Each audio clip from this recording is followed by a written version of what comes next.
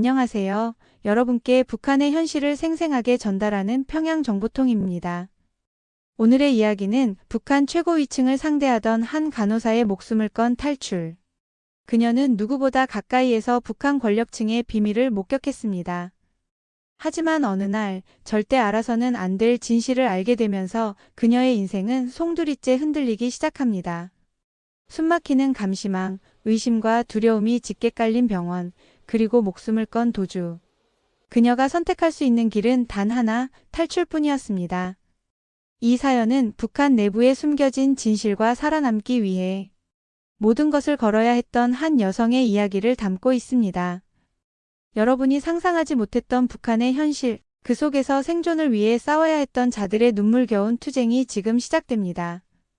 저는 봉화진료소에서 15년째 간호사로 일하고 있었던 최명희입니다. 평양 한복판에 있지만 이 병원의 존재를 아는 사람은 많지 않죠. 여기는 김정은과 그의 최측근들만 이용하는 곳이에요. 우리가 맡은 환자들은 대부분 조용히 들어왔다가 조용히 사라졌어요. 아무 기록도 남지 않죠. 우리는 그저 치료만 하면 됐고 환자가 누구인지, 왜 입원했는지 묻는 건 금기였어요. 그런데 그날 나는 절대 알아서는 안 되는 걸 알아버렸어요. 아침 회진을 마치고 잠시 휴식을 취하려던 참이었어요. 그런데 갑자기 병원 전체에 비상호출이 걸렸죠. 긴급 코드 7, 3층 격리 병동전 의료진 대기 바람. 순간 손끝이 차가워졌어요.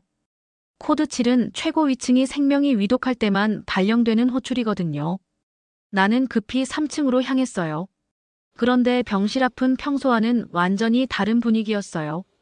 문 앞에는 호위총국 요원들이 서 있었고 병실 안에서는 의사들이 초조한 얼굴로 환자의 상태를 체크하고 있었죠. 최 간호사, 빨리 들어오시오. 의료 책임자인 박 원장이 나를 불렀어요. 나는 숨을 가다듬고 병실 안으로 들어갔죠. 그리고 그곳에서 믿을 수 없는 광경을 마주했어요. 침대 위에 누워있는 환자는 리병철이었어요. 리병철은 조선노동당 중앙군사위원회 부위원장, 북한의 핵미사일 개발을 총괄하는 인물이었어요. 김정은의 최측근 중 하나로 몇 달 전까지도 핵무기 실험 현장에서 활짝 웃으며 사진을 찍던 사람이었죠. 그런데 그는 지금 산소 마스크를 쓴 채 거의 숨도 제대로 쉬지 못하고 있었어요. 나는 얼른 차트를 넘겨봤어요. 그런데 순간 손에 힘이 빠졌어요. 방사능 피폭. 머리가 멍해졌어요. 북한에서 방사능 피폭을 당할 가능성이 있는 곳은 단 하나뿐이에요. 핵개발시설. 리병철이 거기서 피폭을 당했다면 이건 단순한 건강 문제가 아니에요. 체제 내부에서 뭔가 심각한 일이 벌어지고 있다는 뜻이죠. 나는 순간적으로 주변을 둘러봤어요. 그리고 알았죠. 이 사람은 치료받으러 온 게 아니라 숨겨진 거구나. 그때 박 원장이 내 손에서 차트를 빼앗아 갔어요. 차트 함부로 보지 마시오. 그의 얼굴엔 평소와 다른 긴장감이 서려 있었어요. 최 간호사, 환자 상태만 확인하고 다른 건 신경 쓰지 마시오. 알겠소. 나는 고개를 끄덕였어요.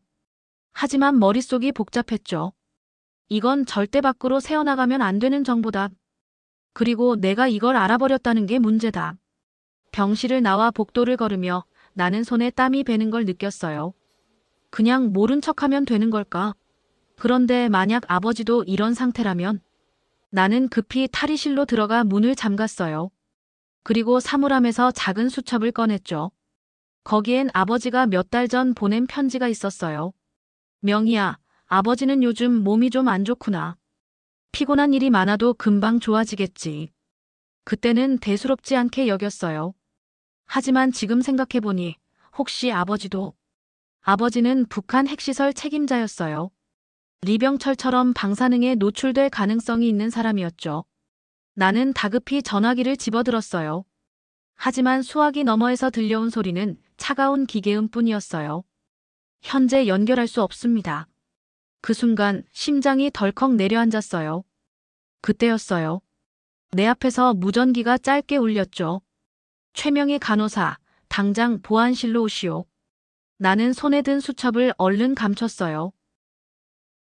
여기 모르면 최대 128만 원 손해. 아정당은 지원금 설치 당일 즉시 입금. 약정 끝날 때마다 받을 수 있어요. 법이 정해둔 지원금 당연히 챙기셔야죠. 심지어 이제 카드까지 최대 혜택 받고 800종 이상 한 번에 비교돼요. 전국 가입자 수 1위 아정당. 가장 많은 가입 수당으로 최대 현금. 다른 곳보다 혜택이 적다면 차액의 120% 보상. 24시간 무료 상담. 초고속 설치까지. 불만족시 전액 환불하는 보장이서도 있어요. 인터넷 정수기 휴대폰 이사 청소 카드까지. 정당하게 받자. 아정당. 보안실. 이건 단순한 호출이 아니에요. 병원에서 보안실로 불려가는 건 조사 대상이 되었다는 뜻이죠. 나는 천천히 문을 열고 복도로 나섰어요. 그리고 그 순간 심장이 멎는 듯 했어요.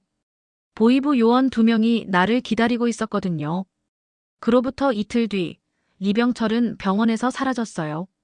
어느 날 갑자기 병실은 텅 비어 있었고 그의 입원 기록도 모두 삭제됐어요. 마치 애초에 존재하지 않았던 사람처럼요. 나는 알 수 있었어요. 리병철은 죽었거나 혹은 어딘가로 끌려갔어요. 그리고 그 다음은 내 차례일지도 모른다는 걸. 리병철이 사라진 후 병원은 얼어붙은 듯 했어요. 복도는 조용했고 사람들은 서로 눈도 마주치지 않았어요. 내 발걸음 소리가 유난히 크게 들렸죠.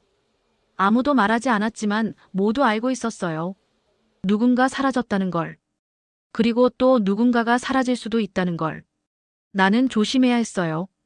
그런데 너무 늦었을지도 몰라요. 최 간호사 들었어요?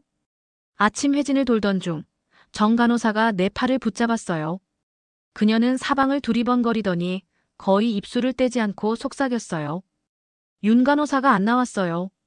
그 말이 내 머리를 망치처럼 내리쳤어요. 어제 저녁 근무였는데 아침부터 연락도 안 되고 집에도 없대요. 윤 간호사는 어제까지만 해도 내 옆에서 환자 상태를 기록하고 있었어요. 약간 수다스러운 편이었고 사람들과 잘 어울리는 성격이었어요. 그런 사람이 흔적도 없이 사라졌다고요? 혹시 리병철의 상태를 알게 되었던 걸까? 나는 정 간호사를 바라봤어요. 그녀의 눈동자가 흔들리고 있었어요. 내가 무슨 말을 해야 할지 몰라 머뭇거리는데 그녀가 먼저 한숨을 내쉬었어요. 아침에 보이부 사람들이 병원에 다녀갔대요. 그 말을 듣는 순간 몸이 저절로 굳었어요. 보이부.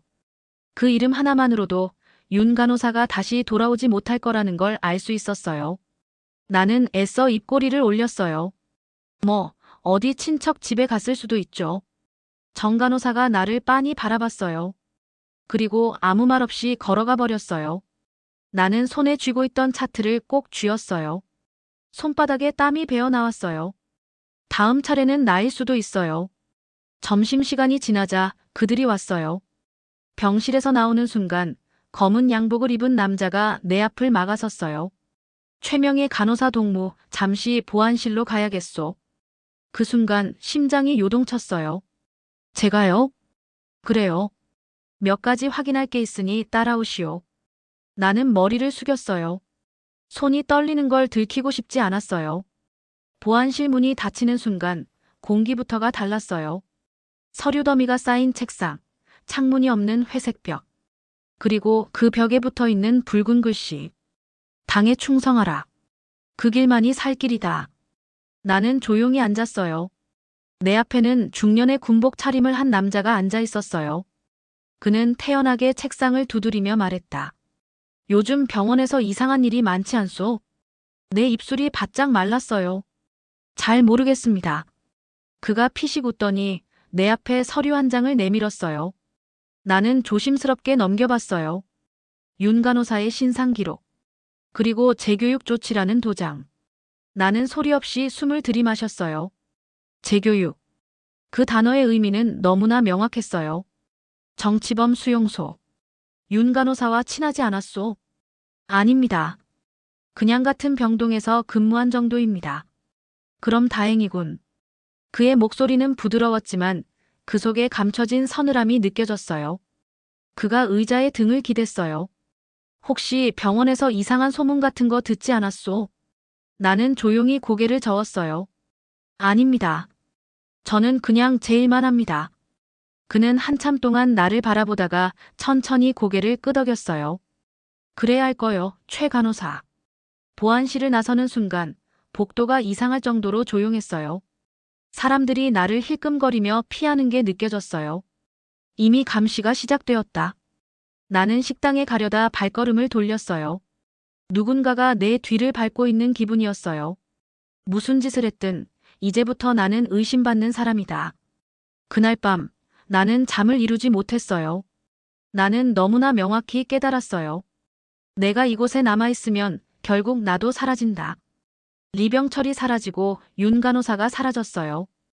그렇다면 다음은 나일지도 몰라요. 침대에 누운 채 나는 천장을 바라봤어요. 도망칠 수 있을까? 누구를 믿어야 할까? 하지만 한 가지는 확실했어요. 이대로 가만히 있으면 난 사라진다. 그리고 그날이 오기 전에 먼저 움직여야만 했어요. 평양의 공기는 유난히 무거웠어요. 낮에는 거리마다 붉은 깃발이 나부끼고 위대한 당과 수령의 은혜라는 구호가 울려 퍼졌지만 밤이 되면 분위기가 완전히 달라졌어요. 건물 틈마다 감시자의 눈이 숨어 있었고 한 걸음만 잘못 디디면 끝장이었어요. 나는 창밖을 바라보며 생각했어요. 이 도시에 내 자리는 없어. 나는 반드시 떠나야 했어요. 하지만 혼자여야 했어요. 나는 장마당 뒷골목으로 향했어요. 그곳엔 믿을 수 있는 단 한 사람이 있었어요. 철수 아저씨. 그는 평양 장마당에서 밀거래를 하며 중국과 연결된 브로커들을 알고 있는 사람이었어요. 식량과 의약품을 몰래 공급했고 간혹 국경을 넘는 탈북을 도왔다는 소문도 있었어요. 나는 숨을 죽이며 그를 기다렸어요. 그리고 잠시 후. 살기 위한 거지. 철수 아저씨가 담배를 물고 나를 빤히 바라봤어요. 나는 주저하지 않고 고개를 끄덕였어요. 저 평양을 떠나야 해요. 그는 가볍게 한숨을 쉬더니 성냥갑 크기의 작은 종이 뭉치를 내밀었어요. 이게 내가 필요로 하는 거다. 나는 조심스럽게 열어봤어요. 안에는 위조된 신분증과 중국 연락책에 전화번호가 적혀 있었어요. 평양을 벗어나면 살 수 있어. 하지만 그 전에 감시망을 뚫어야 하지. 나는 손을 꼭 쥐었어요.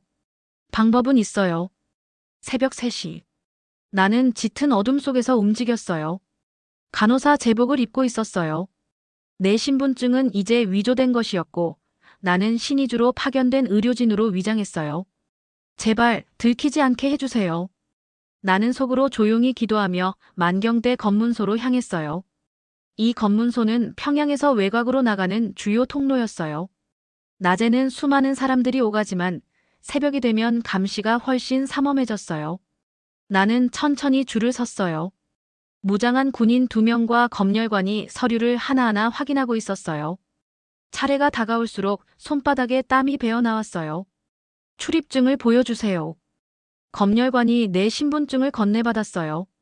나는 최대한 침착한 얼굴을 유지하며 말했다. 신의주 병원으로 가야 합니다. 응급 이송 요청을 받았습니다. 검열관이 서류를 천천히 넘겨봤어요.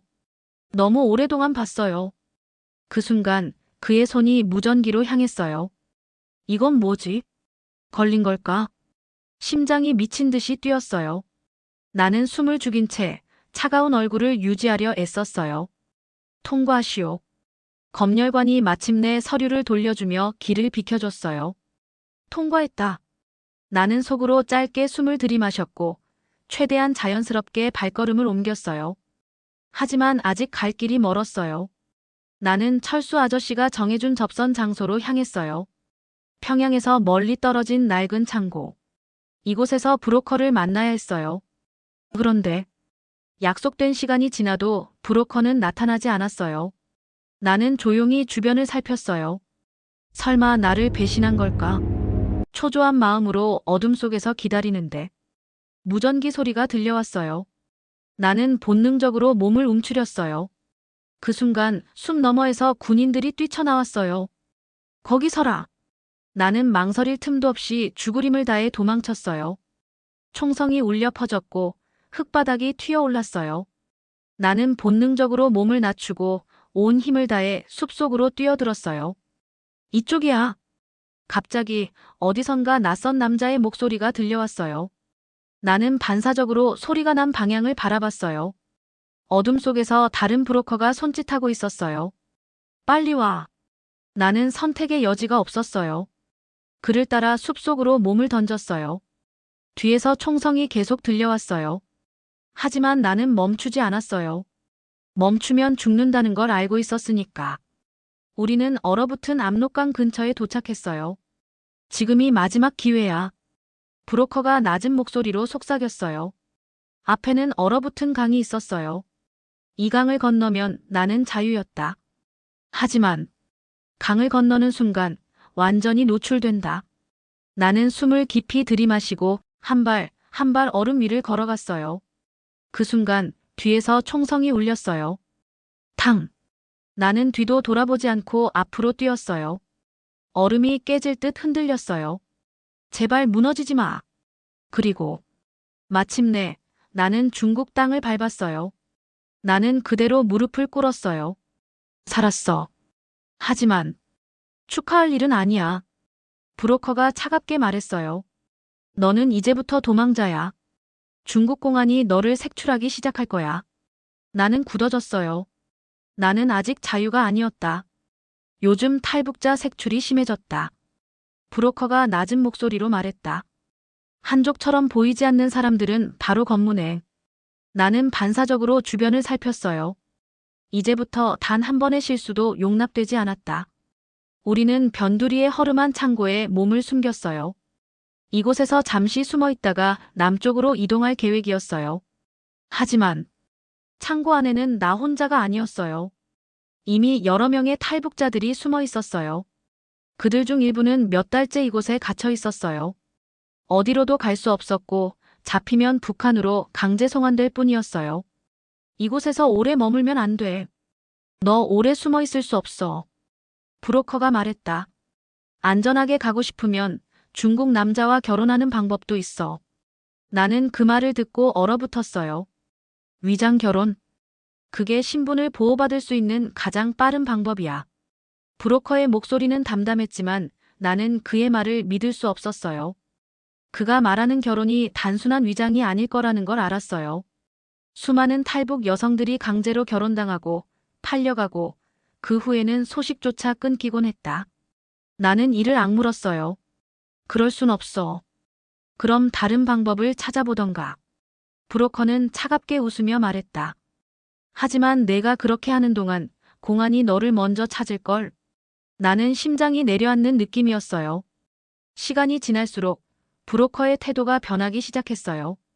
그는 점점 더 거칠게 나왔고 마치 나를 소유물처럼 다루려 했어요. 어느 날 탈북자 중 한 명이 사라졌어요. 어제까지 같이 있던 사람이 없어졌어. 다른 탈북자들이 수군거렸어요. 그 순간 나는 깨달았어요. 이 브로커. 그는 탈북자를 돕는 사람이 아니었다. 팔아넘기는 사람이었다. 나도 팔려갈 수 있다. 나는 당장 이곳을 벗어나야 했어요. 더 늦기 전에. 나는 밤의 어둠 속으로 몸을 던졌어요. 뒤에서 총성이 울렸지만 멈출 수 없었어요. 탕! 그 순간 발이 헛디뎌 땅바닥에 거칠게 쓰러졌어요. 아픔도 느낄 새 없이 다시 일어나 달렸어요. 뒤를 돌아볼 수 없었어요. 잡아! 저 여자를 잡아! 브로커의 목소리가 멀어졌어요. 나는 온몸이 땀에 젖고 숨이 턱까지 차올랐지만 계속 뛰었어요. 그리고 멀리서 헤드라이트 불빛이 번쩍였어요. 차다! 나는 무작정 도로로 뛰어들었어요. 끼익! 차가 급정거하며 눈부신 불빛이 나를 덮쳤어요. 나는 팔로 얼굴을 감쌌어요. 차 문이 열리더니 누군가가 다급한 목소리로 외쳤어요. 너 탈북자지? 나는 숨을 몰아쉬며 고개를 끄덕였어요.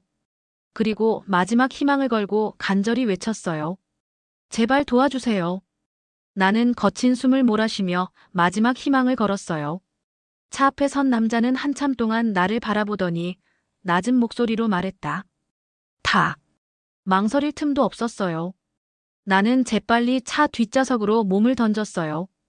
차가 움직이기 시작하는 순간 뒤쪽에서 헤드라이트 불빛이 번쩍였어요. 멈춰. 거기 멈추라고. 뒤늦게 나를 쫓아온 브로커와 그의 일당이었어요. 그들은 필사적으로 뛰어오고 있었어요. 나는 차창 밖을 바라보며 심장이 터질 듯 뛰는 것을 느꼈어요. 제발 제발 더 빨리 가줘. 운전자는 거칠게 기어를 바꾸며 급커브를 돌았어요. 도로 위에서 바퀴가 미끄러지며 날카로운 소리가 울려 퍼졌어요. 브로커의 그림자가 점점 멀어졌어요. 나는 그제야 겨우 숨을 몰아쉬었어요. 살았어. 어디로 가는 거예요? 나는 손을 떨며 조심스럽게 물었어요. 운전자는 앞만 응시한 채 나지막이 말했다. 라오스 국경까지 가는 중이다. 나는 순간 긴장했어요. 이 사람을 믿어도 되는 걸까? 그동안 수많은 탈북자들이 가짜 브로커에게 속아 팔려갔다는 이야기를 들었어요. 하지만 선택의 여지가 없었어요. 나는 조용히 차창 밖을 바라봤어요. 어둠 속에서 희미하게 보이는 도로 표지판에 난닝이라고 적혀 있었어요. 중국 남부에 거의 다 왔어. 이제 남은 길은 라오스 국경을 넘고 태국까지 가는 것뿐이었어요. 그곳까지 가면 남한으로 갈 수 있어. 라오스로 가기 위해서는 국경을 넘어야 했어요. 하지만 중국 공안이 탈북자를 색출하기 위해 검문을 강화하고 있다는 소문이 돌고 있었어요. 버스로 이동하면 검문소에서 걸릴 수도 있어. 우리는 깊은 산길을 따라 걷기로 했어요. 한 걸음 조심스럽게. 나는 발소리가 나지 않도록 최대한 조용히 걸었어요. 숨소리조차 들리지 않는 적막한 어둠 속. 그런데 거기 멈춰. 라오스 군인들이 우리 앞을 막아섰어요. 여기까지 와서 붙잡히는 건가? 하지만 운전자는 침착하게 다가가 주머니에서 돈을 꺼내 건넸어요. 뇌물. 군인들은 돈을 받아들더니 아무 일 없다는 듯 고개를 끄덕였어요. 빨리 가. 나는 그제야 숨을 내쉬었어요. 라오스에 도착했지만 아직 끝난 게 아니었어요.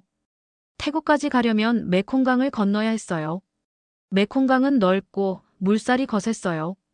이 강을 건너다가 많은 탈북자들이 목숨을 잃었다는 소문도 들었어요. 강을 건너면 태국이야. 브로커가 나지막이 말했어요. 우리는 작은 나무배를 타고 조용히 강을 건너기 시작했어요. 물살은 예상보다 거셌고 배가 심하게 흔들렸어요. 나는 차가운 물을 움켜쥐듯 손을 꽉 쥐고 있었어요. 제발 무사히 건너게 해주세요. 그런데 거기 멈춰. 태국 쪽 강둑에서 손전등 불빛이 번쩍였어요. 나는 본능적으로 몸을 움츠렸어요. 태국 경찰인가? 아니면 또 다른 위험인가? 나는 숨을 죽이고 배 안에 몸을 낮췄어요. 이제 정말 마지막 순간이었어요. 배가 강둑에 닿기를 기다리며 나는 눈을 감고 기도했어요. 그리고 나는 땅을 밟는 순간 그 자리에서 무릎을 꿇었어요. 눈물이 저절로 흘러내렸어요. 살았어. 그러나 기쁨도 잠시, 곧 태국 경찰이 우리를 향해 다가오고 있었다. 나는 태국 경찰에 붙잡혀 난민 수용소로 보내졌어요. 하지만 이번엔 달랐어요. 중국에서처럼 쫓기지도 않았고 북한에서처럼 신문을 받지도 않았어요. 이곳은 진짜 마지막 관문이었어요. 한국에서 사람을 보낼 거야. 조금만 더 기다려. 함께 있던 탈북자가 나지막이 말했어요. 기다리기만 하면 된다. 하지만 언제? 나는 벽에 기댄 채 눈을 감았어요. 온몸이 피곤했지만 잠이 오지 않았어요. 너무 오랫동안 도망쳤고 너무 많은 걸 잃었어요. 이제 정말 끝난 걸까? 하루 이틀 시간이 느리게 흘렀어요. 나는 바닥에 누워 천장을 바라보며 여러 번 스스로에게 물었어요. 나는 이제 어디로 가는 걸까? 내가 진짜 남한에 가게 될까? 거긴 정말 자유로운 곳일까? 이제 정말 도착만 하면 된다. 하지만 나는 실감이 나지 않았어요. 너무 오랫동안 도망만 쳤기 때문이에요. 어느 날 경찰이 나를 불렀어요. 한국에서 왔다. 순간 숨이 멎는 것 같았어요. 나는 얼어붙은 채 경찰을 바라봤어요. 드디어. 나는 천천히 문을 열었어요.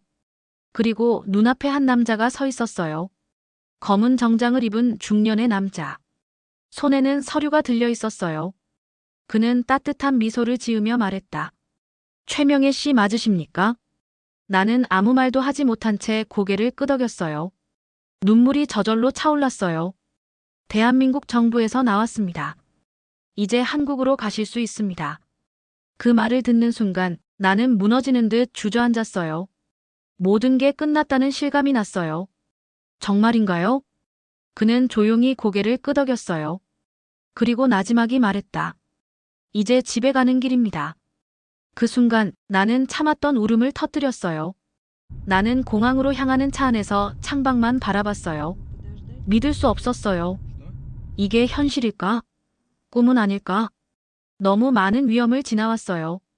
이제 아무도 나를 쫓아오지 않는 거지. 나는 창문에 비친 내 얼굴을 보며 조용히 되뇌었어요. 그제야 깨달았어요. 도망치는 얼굴이 아니었다. 살아남은 사람이었다. 비행기에 올랐을 때 승무원이 미소를 지으며 말했다. 환영합니다. 나는 고개를 끄덕였어요. 그리고 조용히 속삭였어요. 정말 끝났구나. 비행기 문이 열리고 나는 천천히 트랩을 내려왔어요. 그 순간 나는 그대로 바닥에 주저앉아 버렸어요. 살았다. 진짜로 살았어. 눈물이 터져 나왔어요. 그동안 쌓였던 모든 감정이 한꺼번에 무너져 내렸어요. 그때 누군가 다가와 조용히 내 팔을 부축했어요. 괜찮아요. 이제 안전합니다. 나는 고개를 들어 그를 바라봤어요. 정장을 입은 대한민국 관계자였어요. 그의 얼굴에는 따뜻한 미소가 떠올라 있었어요. 그제야 실감이 났어요. 나는 정말 북한을 떠나왔어요. 그리고 이제 완전히 새로운 세상에 왔어요. 나는 탈북민 보호소를 거쳐 처음으로 한국 병원에 갔어요. 15년 동안 간호사로 일했던 나였지만 이런 병원은 처음이었어요. 깨끗한 바닥, 밝은 조명, 그리고 무엇보다 사람들이 두려움 없이 일하는 모습. 명희 씨, 어디 불편한 곳 있으세요? 진료실에서 만난 의사는 북한에서 보던 의사들과 전혀 달랐어요. 그는 고압적인 태도도 거만함도 없었어요. 그저 환자를 걱정하는 의사일 뿐이었어요. 여기선 의료 서비스가 무료입니다. 건강검진도 받으실 수 있어요. 나는 순간 귀를 의심했어요. 무료요? 의사는 고개를 끄덕이며 미소 지었어요. 네, 건강보험으로 기본적인 치료는 다 받을 수 있습니다. 나는 믿기지 않았어요. 북한에서는 약 하나 얻는 것도 힘들었고 병원에 가려면 뇌물을 써야 했어요. 그런데 여기선 그저 국민이기만 하면 누구나 치료를 받을 수 있었어요. 나는 진료실을 나서며 병원 복도를 천천히 걸었어요. 오가는 사람들의 얼굴엔 두려움이 없었어요. 누군가 아파도 여기선 치료를 받을 수 있어요. 누군가 다쳐도 돈이 없어 죽을 걱정을 하지 않아도 돼요. 나는 눈물을 삼키며 속삭였어요. 이게 정말 가능한 세상이었구나.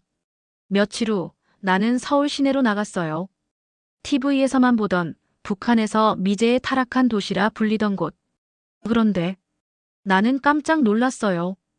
길거리에 마음대로 걸어다니는 사람들, 휴대전화로 소리내 웃으며 통화하는 사람들, 그리고 무엇보다 자유롭게 말하는 사람들.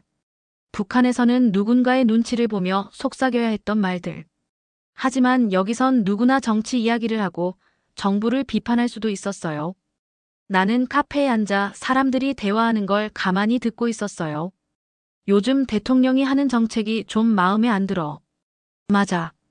국회의원들도 문제야. 왜 저렇게 할까? 나는 숨을 삼켰어요. 이건 북한이었다면 처형감이었어요. 하지만 여긴 아무도 두려워하지 않았어요. 나는 창밖을 바라보며 생각했어요. 이게 진짜 자유구나. 하지만 나는 이 자유를 그냥 누리기만 하고 싶지 않았어요. 내가 할 수 있는 일을 찾고 싶었어요. 어느 날 탈북민 지원센터에서 상담사가 내게 물었어요. 혹시 한국에서 어떤 일을 하고 싶으세요? 나는 주저없이 대답했어요. 다시 간호사로 일하고 싶어요. 상담사는 따뜻한 미소를 지으며 고개를 끄덕였어요. 할 수 있어요. 국가에서 도와줄 겁니다. 그 순간 가슴이 뜨거워졌어요. 북한에서는 간호사였지만 환자를 마음대로 치료할 수 없었어요. 정치적인 이유로 환자의 생명이 결정되는 걸 수없이 목격했어요. 하지만 여기선 진짜 간호사가 될 수 있을지도 몰라요. 나는 처음으로 내 미래를 스스로 선택할 수 있을 것 같았어요. 하지만 여전히 북한에 남겨진 가족이 마음에 걸렸어요. 어느 날 나는 용기를 내어 브로커에게 전화를 걸었어요. 그쪽에서 내 가족을 찾을 수 있나요? 수화기 너머에서 거친 목소리가 들려왔어요. 확신할 순 없어. 하지만 방법이 있을지도 몰라. 내 손이 떨렸어요. 나는 한국에서 새로운 삶을 시작했어요. 하지만 그곳에 있는 가족을 외면할 수는 없었어요. 나는 결심했어요. 나는 다시 그들을 데려오기 위해 싸울 거야. 나는 창밖을 바라봤어요. 나만의 밤하늘은 북한에서 보던 것과는 달랐어요. 더 밝고 더 자유로웠어요. 그러나 내 마음은 여전히 북쪽을 향해 있었어요. 나는 북한을 떠나왔지만 북한을 잊지 않았다. 그리고 나는 다시 싸울 것이다. 나처럼 또 다른 누군가가 자유를 찾을 수 있도록. 나는 다시 싸울 것이다. 험난한 여정을 겪고 대한민국에 오신 걸 환영합니다. 자유대한에서 행복한 생활 누리시길 기원하고 부모님과도 재회하시길 기원합니다. 오늘도 평양정보통과 함께 해주셔서 감사합니다. 가까운 지인과 영상 공유도 부탁드리며 구독과 좋아요, 알림 설정은 평양정보통 운영에 큰 힘이 됩니다. 다음에 또 만나요.